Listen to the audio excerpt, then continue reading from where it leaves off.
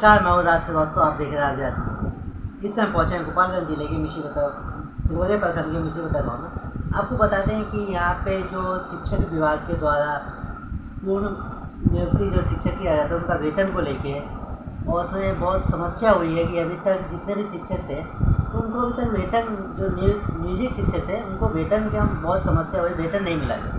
और यहाँ तक कि सरकार के द्वारा उनका वेतन का मांग भी किया गया था सरकार के द्वारा, तो उसके बावजूद भी अभी तक सरकार के द्वारा उनको वेतन का मांग पूरी नहीं होती है।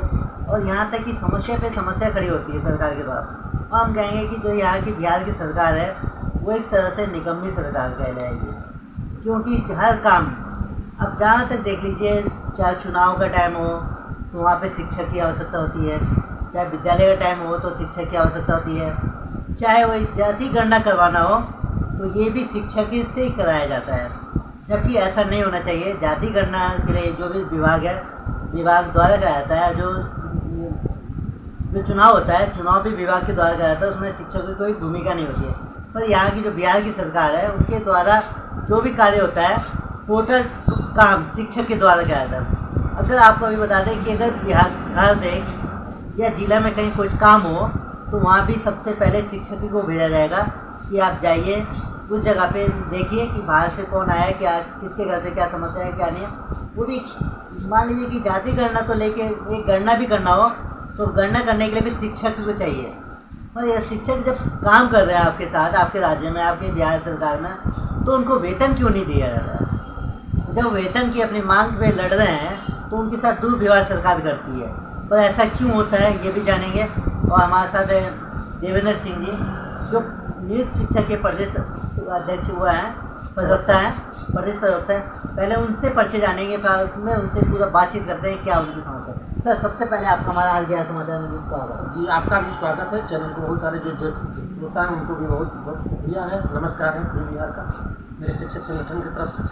सर, ये बताइए कि आपकी जो शिक्षकों को समस्या आती है कि सरकार के द्वारा पूर्ण वेतन का जो मांग हुआ था उसमें अभी तक आपको मिलता नहीं है, क्या कहेंगे इस पर? हम लोगों ने पहले तो पूर्ण वेतनमान का मांग ही नहीं कर रहे हैं। हमारा संगठन जो है प्रवर्तनकारी शिक्षक महासंघ पूरे प्रदेश में एक ही मांग को रिपीट कर रहे हैं बार बार हम लोग कि हमें ओल्ड पेंशन के साथ पूर्ण वेतनमान दीजिए। सरकार ने अभी जो प्रारूप जारी किया, जिसको आप कह रहे हैं कि प्रारूप जारी किया गया है, उस प्रारूप जारी जो किया है उसमें बहुत सारी विसंगतियाँ हैं। आप जो संविधान के तहत, जो संविधान में बातें उल्लेखित है, उसके तहत किसी भी व्यक्ति को जब आप एक सेवा शर्त पर रख लेंगे तो दूसरा सेवा शर्त लगा के उसको नहीं हटा सकते। सरकार कहती है कि 3 परीक्षा आप फेल करेंगे आपको हटा देंगे। दक्षता के समय यही कहा गया है 3 परीक्षा फेल करेंगे, पास आपको हटा दिया जाएगा। जब हमारे शिक्षक 20 वर्ष से, 15 वर्ष से, 23 वर्ष से एक ही काम को लगातार करते चले आ रहे हैं, हर काम को सफलतापूर्वक कर रहे हैं, तो आप कह रहे हैं कि दक्षता का फिर परीक्षा लेंगे। बार बार किस चीज़ का परीक्षा से नहीं हटते। जो सरकार का जो सिस्टम है कि जो ही सरकार आती है वो कहती है कि हम एक परीक्षा लेंगे, हम एक नए ढंग से आपको लागू करेंगे। यह मेरे लिए समस्या है। सर, जैसे आपने कहा कि सरकार बार बार परीक्षा ले रही है, तो यहाँ पे आपको बता दें कि सरकार नीतीश कुमार की सरकार को कहते हैं, बिहार सरकार को, कि अगर आप कहीं भी जाते हैं तो फर्स्ट ही परीक्षा होती है किसी की भी। मान लीजिए फर्स्ट हुआ, अगर उसके बाद आप सेकेंड भी लेते हैं तो चल सकता है। तो आपको यहाँ देखा जा रहा है कि कंटिन्यू परीक्षा लेके शिक्षकों का मान बढ़ा रहे, कमज़ोर कर रहे हैं उनको, कि आप हर जगह उनको कमज़ोर करके बोल रहे हैं कि शिक्षा पास होंगे, फर्स्ट बार हुए पास हुए, सेकंड बार पास हुए, बोल रहे हैं कि अगर थर्ड बार भी आप पास होते हैं तब आपको नियुक्ति की जाएगी, अगर नहीं करते तो आपको सेवा मुक्त किया जाएगा। पर ऐसा क्यों? ऐसा नहीं होना चाहिए कि आप एग्ज़ाम लें तो एक बार लीजिए, उसमें अगर नियुक्ति होता है तो कीजिए, पास होता है नियुक्ति कीजिए, नहीं करते तो मुक्ति कीजिए, सेवा मुक्त कीजिए, उसमें क्या है? पर आप बार बार एक ही एग्ज़ाम क्यों बार बार ले रहे हैं? ये फर्स्ट बार, सेकेंड और थर्ड बार, पर ऐसे क्यों? सरकार क्यों? इसका मतलब सरकार निकम्मी सरकार है। सरकार को हम निकम्मी तो नहीं कर सकते, लेकिन जो प्रक्रिया है, जो दोनों आपके मुख्यमंत्रियों ने, एक तो पहले नारा दिया जाता है अब की बार नीतीश सरकार, तो किसी पार्टी की सरकार तो रहती नहीं है। और आपके जो उप मुख्यमंत्री है बिहार के, तेजस्वी यादव ने यह बात कहा था कि जब ही मेरी सरकार बनेगी प्रथम कलम से, प्रथम कैबिनेट के फैसले में 10 लाख लोगों को रोजगार और नियोजित शिक्षकों को पूर्ण वेतनमान हम देंगे। तो हम तो उनके मांग को दोहरा रहे हैं। उसमें एक ही चीज़ हम लोगों ने नया जोड़ा है, वो जोड़ा है ओल्ड पेंशन के साथ पूर्ण वेतन मांग। हम लोग नया कोई मांग नहीं कर रहे हैं सरकार से। सरकार मुझे अपमानित नहीं कर रही है, सरकार खुद अपने आप को अपमानित हो रही है। पूरा जग हंसाई हो रहा है पूरे देश में, विश्व स्तर पर कि क्या जो 15 साल से 20 साल से जो सरकार जिनसे काम करवा रही थी क्या उन्हें योग्य नहीं थी? अगर ऐसे ही सरकार है, अयोग्य लोगों से सरकार है, शिक्षक से काम करवाती सरकार कैसी निकम्मी सरकार है जो 20 साल से ऐसे कर्मचारियों से काम करवा रही है जो योग्य उनके नजरों में नहीं है। इसमें तो सरकार की भी बदनामी हो रही है। तो यहाँ तक देखा जाए कि आप लोग शिक्षक हैं, बार बार शिक्षा मंत्री के पास आप लोग क्यों नहीं जाते हैं उनके हड़ताल के लेके? वो अपनी समस्या को खाली जब समस्या आती है तो खाली नीतीश कुमार के पास ही क्यों जाता है? आप दो बातों का जो लगातार जिक्र कर रहे हैं, भाई शिक्षा मंत्री के पास क्यों नहीं जाते हैं? हम लोग केवल अभी तक जितने शिक्षा मंत्री हम लोग पढ़ने वाले शिक्षा मंत्री के रूप में ही जानते रहे। सारा काम जब मुख्यमंत्री को ही करना है, मुख्यमंत्री तक ही जाना है। यहाँ मान लीजिए के पाठक जी का नाम आ रहा है कि भाई आप के पाठक जी, कुछ हमारे मित्र कह रहे हैं भाई के पाठक जी तो करना चाह रहे थे वो नहीं कर पा रहे। क्या कभी सचिव कुछ काम करता है क्या? हाँ सर, एक सवाल और कहेंगे। अभी बात रही के पाठक जी की, तो जैसे देखा जाए कि के पाठक जब से शिक्षा विभाग के सचिव बने हैं तब तो शिक्षा विभाग में कुछ सुधार भी हुआ है। फिर उनके ऊपर बहुत आरोप भी आता है कि वो कोई नियम बनाते तो उसमें मंत्री लोग का हाथ होता है, मंत्री लोग का दबाव होता है कि ये नियम को तोड़ा जाए। क्या कहेंगे? नहीं, ऐसा कुछ नहीं। हम तो अपने विभाग के जैसा नौकर हम हैं वैसे ही सरकार के नौकर वो भी हैं। वो तो केवल नियमावलियों को लागू कर रहे हैं। ऐसा कुछ चीज़ उन्होंने अलग से कोई कानून नहीं ला दिया जो शिक्षकों को तबाह कर रहा है। ये लोगों के नज़रों में लग रहा है कि भाई तबाह कर। उन्होंने मेरी छुट्टी रद्द की थी और सरकार ने कहा कि नहीं हम लागू कर दे रहे, तो उन्होंने कहाँ रोक दिया? सरकार जब कोई कैबिनेट में फैसला लेती है उसी बात को सचिव लागू करते हैं। तो सचिव से इस बात का एतराज़ है कि भाई जो भी हमारी कैबिनेट फैसला लेगी हम सचिव को तुरंत लागू कर देंगे। उन्होंने हमसे मांगा है ऑप्शन 3-4 बार। उन्होंने मदन मोहन झा के सभागार में एक बार बैठक बुलाया था, क्या शिक्षकों के बात को माना गया? एक प्रधान सचिव बिहार के गृह सचिव ने हम लोग को बुलवाया था और पूछा क्या हमारी बातों को मांगी गई? अभी जो प्रारूप जारी किया गया है इस पर आपत्ति मांगने जा रही है। आप सरकार से पूछिए, सरकार बताए क्या हम जो समस्या बता रहे हैं उसका निराकरण वो करा देगी? तो हम लोग सब बात रखने के लिए तैयार। हम लोग आज भी बात रखेंगे, लेकिन हम लोग जान रहे हैं कि सरकार को वही करना है जो इसके मन के अंदर बैठा है। इसमें सचिव कहीं दोषी नहीं है, प्रधान सचिव को हम कुछ नहीं कर सकते। उनका जो काम है कैबिनेट फैसला करेगी उसको लागू करेंगे, मुझे पूर्ण वेतनमान मिल जाएगा। सरकार कह रही है कि भाई कोर्ट का फैसला आ गया, कोर्ट ने कह दिया हम कर रहे हैं। तो कोर्ट ने जो किया, सरकार ने जो किया, हम तो उसी के तहत काम कर रहे हैं भाई। तो हमको आप तंग क्यों कर रहे हैं? हमारा परीक्षा लेकर हटाने की बात क्यों कर रहे हैं? परीक्षा देने से नहीं कर रहे हैं, लेकिन आप अपने ही ऊपर सवाल क्यों कर रहे हैं? अपने ही ऊपर सवाल खड़ा क्यों कर रही है बिहार सरकार? मुझे ये जानना है। यही है हम लोग का कि भाई अगर आप पूर्ण वेतनमान लागू नहीं करेंगे, ओल्ड पेंशन के साथ लागू नहीं करेंगे, हमारी मांग मरने तक जारी रहेगी। केवल यही से बात नहीं होती, लड़ाई अंतिम समय तक होगी। जब बिहार सरकार नीतीश कुमार आपकी मांगे को पूरी कर देते हैं तो क्या आगे भी चल के आपकी जो लड़ाई है वो चलेगी या कि बंद कर दी जाएगी? जब तक शिक्षकों को पूर्ण सम्मान नहीं तब तक संघ आराम नहीं।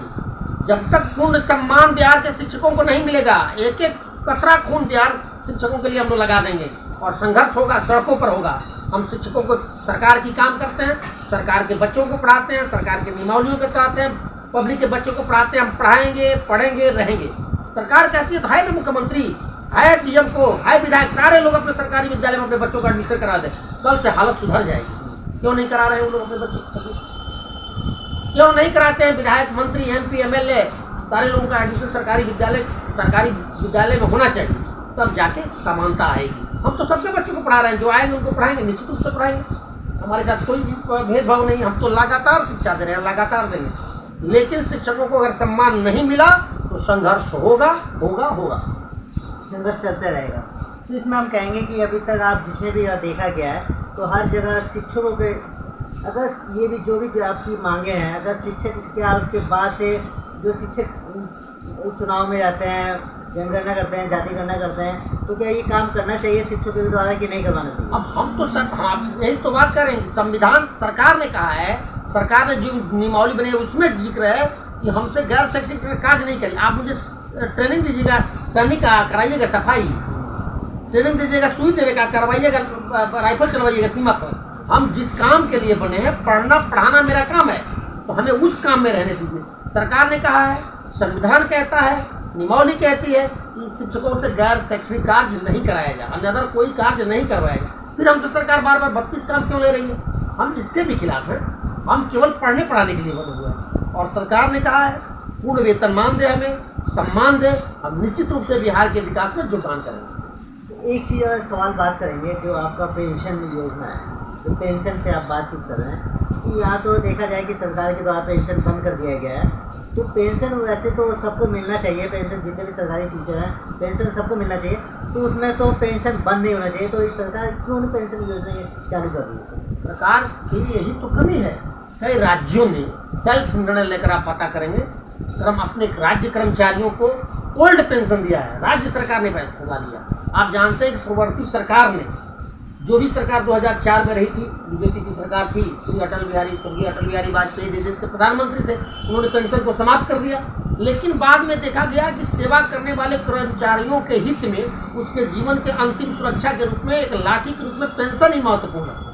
तो राज्यों ने निर्णय सेल्फ लिया कि केंद्र सरकार अगर सहयोग नहीं करेगी तो हम हर हाल में अपने कर्मचारियों को पुराना पेंशन देंगे। तो हम लोग नीतीश कुमार जी से मांग करते हैं, बिहार के उप मुख्यमंत्री श्री तेजस्वी यादव से मांग करते हैं कि हमें राज्य सरकार अपने पर निर्णय लेकर बिहार के तमाम कर्मचारियों को, शिक्षकों के ही नहीं, तमाम कर्मचारियों को पूर्ण वेतनमान के साथ साथ ओल्ड पेंशन लागू करना चाहिए। तो यहाँ पे तो पेंशन योजना चालू करना है, तो यहाँ पे एक सवाल और खड़ा होता है, जब चुनाव आता है, चुनाव के टाइम में सब स्कीम सरकार की आती है सामने। सरकार तो चुनाव के समय अब क्यों करती है, तो इसका जवाब तो सरकार देगी। तो हम लोग तो सरकार का, हम तो लगातार 5 साल चल रहे हैं, आप तो पत्रकार हैं, देख रहे हैं, हम लाठियाँ खाते हैं, फिर भी हम सड़कों पर अपने मामलों को लेकर संघर्ष, हमारा अनवरत संघर्ष चलता रहता है। जब तक समस्या का समाधान नहीं तब तक आराम नहीं, संघर्ष चलता रहेगा। संघर्ष चलता है। तो इसमें जितने सरकार की स्कीम आती है तो सब कागज पे रहती है, से तो गायब रहते हैं। इसका जवाब तो खैर राजनीतिक लोग ही देंगे। हम लोगों को तो जो के पाठक ने जो नियमावली बनी है, रोज VC हो रहा है, रोज जांच हो रहा है, रोज विद्यालय का रिपोर्ट हम लोग दे रहे हैं। हमारे विद्यालय में कहीं कमी नहीं पाई जा रही है, जहाँ जो नियमावली उसके तहत जहाँ कमी पाई जा रही है सरकार के द्वारा कार्रवाई किए जा रहा है, हमारे चीज़ें दंडित हो रहे हैं, उस समस्या का समाधान भी हो रहा है। कुछ जगह गलत ऑप्शन की वजह से भी हमारे शिक्षक परेशान हो रहे हैं। लेकिन हम यही जानते हैं कि जब तक शिक्षकों को पूर्ण सम्मान नहीं मिलेगा तब तक बिहार का विकास में उनका सहयोग वैसा नहीं रहेगा जैसा सरकार चाहती है। अच्छा, आपसे एक अहम सवाल करेंगे, शिक्षक की तो बात हुआ, बात करते हैं शिक्षकों पे। शिक्षकों की बात करेंगे, जैसे देखा जाए कि अगर कोई कहीं जाते हैं अगर विद्यालय पे, तो वहाँ के जो प्रिंसिपल होते हैं, प्रधानाचार्य होते हैं, वो बदतमीजी पे उतर जाते हैं। देखिए, ऐसा कहीं भी कोई शिक्षक करते हैं तो कहीं से भी वो काम सराहनीय नहीं है। लेकिन हम पत्रकारों को भी कहेंगे कि संयम बरतना चाहिए। अगर कहीं जाते हैं तो निश्चित रूप से पहले प्रिंसिपल से मिले। आप गए और तुरंत हमारी समस्या के बाहर से ही शुरू हो जाते हैं रिपोर्ट। मैं ये चाहता हूँ कि वो विद्यालय के अंदर जाएँ, हमारे प्रिंसिपल से मिले और प्रिंसिपल से बताएं कि ये समस्या है, इन बातों पर आपका क्या स्पष्टीकरण है, तो ज़्यादा बेहतर होगा। आप जैसे ही बाहर गए, पब्लिक मूवमेंट सुने, आप बाहर से ही शुरू हो गए। आप तो हमारी समस्या को भी देखिए ना। पत्रकारिता का क्या है कि दोनों पक्षों को सुनना, तो हमारा भी पक्ष सुना जाना चाहिए। मुझे ये पक्ष सुनाई जाना। तो यहाँ तक हम देखे थे कि हम जहाँ भी पहुँचे हैं तो वहाँ तो सबसे ज़्यादा कि मान लीजिए कोई विद्यालय की कमी है, उस कमी को दिखाते हैं। तो पहले जाते हैं तो प्रिंसिपल से बात करते हैं, प्रधानाचार्य से, तो उनसे बोलते हैं कि आपके विद्यालय में एक कमी है, तो उसके बावजूद भी अपने दुर्व्यवहार ऐसा कहीं बहुत कम आपको हो जाता होगा ऐसी। लेकिन मैं आपसे बताता हूँ कि दुर्व्यवस्था के लिए केवल हमारे शिक्षक ही दोषी नहीं है। हमारे पास अभी शिक्षकों की बड़ी, छात्रों की बहुत बड़ी फौज आ गई मेरे विद्यालय के अंदर। शिक्षक मेरे पास क्या है, बहुत कम है। सरकार ने खोल दिया इंटर वाला विद्यालय, मध्य विद्यालय को माध्यमिक विद्यालय कर दिया, वहाँ शिक्षक नहीं थे। हमारे प्राइमरी टीचर को ही वहाँ कह रहा है कि वहाँ जाके पढ़ाइए। कहाँ पढ़ाइए? माध्यमिक में और उच्चतर माध्यमिक में। और हमारे शिक्षकों ने ट्रेनिंग किसका लिया? वो लिया प्राइमरी से लेकर 0 से लेकर 8 तक का। तो आप बताइए कि हम कितने लोड बर्दाश्त कर रहे हैं। तो व्यवस्था का देन कुछ सरकार की तरफ से भी है, कुछ शिक्षकों की कमी से भी है, और कुछ जगह व्यवस्था की अपना तालमेल की कमी है। अब वही शिक्षक प्रधानाध्यापक है माध्यमिक विद्यालय का, MDM भी बनवाएगा, अपना क्लास भी देखेगा, 10+2 भी देखेगा और मैट्रिक भी देखेगा। एक आदमी को 4 जगह जब प्रिंसिपल बढ़ जाएगा तो समस्या होगी नहीं। एक अहम सवाल करेंगे शिक्षकों पे कि शिक्षकों में मतभेद क्यों होता है? क्योंकि हम ऐसे बहुत जगह घूमे हैं और हमको अभी तक इस सवाल का जवाब नहीं मिला है। हम कई टीचरों से बातचीत किए, प्रिंसिपल से भी बातचीत किए, प्राइवेट स्कूल में गए, वहाँ भी बातचीत की, वहाँ भी हमको संतुष्टि वाला जवाब नहीं मिला है और ना सरकारी विद्यालय मिला है। हम आपके पास आए हैं, आपसे जब शिक्षकों की बातचीत हुई तो हम सोचें क्यों नहीं ये जवाब एक बार आपसे ले लिया जाए। शिक्षकों में मतभेद क्यों होता है? शिक्षकों में मतभेद नहीं, मनभेद हो सकता है, मतभेद नहीं हो सकता है। मनभेद होता है इस बातों पर हम लोग परिवार चलाते हैं, परिवार के अंदर भी है। काम को लेकर कोई मतभेद नहीं, काम को लेकर कोई शिक्षक में मतभेद नहीं। सब अपनी घंटी बजती है, अपनी घंटी बजाते हैं, अपनी घंटी में पढ़ाते हैं। कुछ बातों को लेकर आपस में मनभेद हो सकता है, लेकिन मतभेद पढ़ाई के मामले में करेंगे। सर देखे भी हैं कि जितने टीचर हैं वो क्या करते हैं कि अपना घर का जो टेंशन होता है, आते हैं घर का टेंशन विद्यालय पे लेके आते हैं, विद्यालय का टेंशन घर पे ले जाके उठाते हैं। तो ऐसा क्यों, ऐसा नहीं? अरे आप तो देख रहे हैं कि सरकार ही हमको इतने तनाव में ला देती है कि हम घर का सब्जी कितना भूल जाते हैं। पहले एक दिन का पहले सब्जी कितना तो शुरू कर देते हैं विद्यालय का।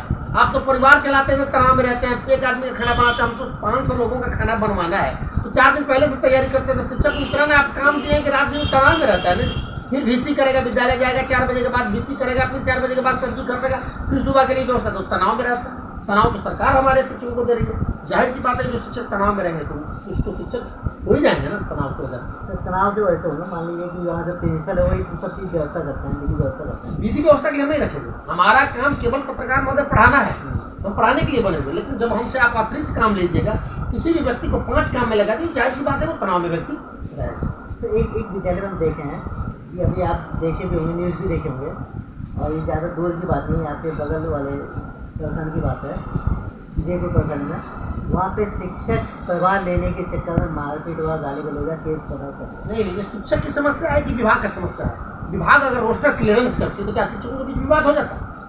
शिक्षक के लिए एक शिक्षक आज तक बिहार सरकार बता नहीं सकी है कि कहाँ कौन सीनियर है। वो अपने अभी रोस्टर तय करने में अभी उसका भूल हो रहा है, तो कैसे हम बता पाएंगे? अगर सरकार रोस्टर क्लियर कर दे कि फलना के बाद सीनियर होने, तो लोग मान ही लेंगे। वो इक्का दुक्का घटना होते ही रहेगी पूरे बिहार में जब तक तो सरकार रोस्टर क्लियर नहीं करेगी। वहाँ पे ऑलरेडी प्रिंसिपल है। अरे मैं कोई बात ही नहीं करता, मैं आप तो प्रिंसिपल की बेकार की बात करते हैं। हम कहते हैं कोई प्रिंसिपल है ही नहीं। पूरे बिहार में प्रभारी प्रिंसिपल है, 90% विद्यालय में प्रभारी प्रिंसिपल है। क्यों है प्रभारी? आप मूल प्रिंसिपल को बहाल करिए, स्वतः समस्या समाप्त हो जाएगी। तो मूल समस्या टीचर बहाल कर नहीं रहे आप, तो समस्या बनेगी ही बनेगी। हमको 8 साल में आपने कहा था कि प्रमोशन देगा, तो प्रमोशन आप नहीं दे रहे हैं। नहीं चलेगा। एक समस्या विद्यालय पे करना चाहिए। और जितने भी शिक्षक विद्यालय आते हैं तो एक फैमिली मेम्बर होते हैं, फैमिली मेम्बर की तरह रहिएगा, अच्छा रहता है वहाँ पे। और कहेंगे बिहार सरकार से कहेंगे जो भी हमारे शिक्षकों की वो है मानदेय है या जो भी इनकी मांगे हैं उनको पूरी की जाए। नहीं तो इस बार जो आप चुनाव के टाइम पे आते हैं, चुनाव के टाइम पे ही कोई स्कीम लेके आते हैं कि आपके साथ जो भी है आपको 10 लाख की, भाई ने कहा चुनाव जीतते हैं हम कि राज्य में बैठते हैं तो आपको 10 लाख की नौकरी देंगे। सबसे पहले कैंडिडेट में आपके नाम पे सिग्नेचर करके आपकी जो मानदें हैं उसको पूरी की जाएगी। पर ऐसा होता नहीं है। जो भी होता है मौखिक होता है, मौखिक के बाद कागज़ पे आता नहीं है। और कहीं कागज़ पे भी आता है तो खाली धरातल से गायब हो जाता है। ऐसा नहीं होना चाहिए। और शिक्षकों के साथ जो भी है भाई, इनका काम है, शिक्षक बहाली हुए हैं, इनका काम है बच्चों को पढ़ाना, बच्चों के भविष्य को सुधारना, ना कि बच्चों के भविष्य के साथ खिलवाड़ करना। और ये जितना खिलवाड़ हो रहा है ये सब बिहार सरकार के द्वारा ही खिलवाड़ किया जा रहा है। बच्चे यहाँ तक कि देखा जाए कि जितने भी मंत्री हैं, विधायक हों, चाहे ML संसद हो, इनके बच्चे कोई भी सरकारी विद्यालय में नहीं पढ़ते हैं। जो भी बच्चे पढ़ते हैं प्राइवेट स्कूलों में पढ़ते हैं, दिल्ली हुआ, मुंबई हुआ। पर क्यों? अगर आपको विद्यालय सुधारना है, शिक्षकों को देखना है, तो अपने बच्चों को सरकारी विद्यालय में भेजिए। उसके बाद आप देखिए कि शिक्षक आपके बच्चों को पढ़ाते हैं कि नहीं पढ़ाते हैं। तब आपके समझ में आएगा कि शिक्षक का मतलब होता है क्या। तो आप देख रहे हैं RBR समाचार, राष्ट्रीय दर्शक, धन्यवाद।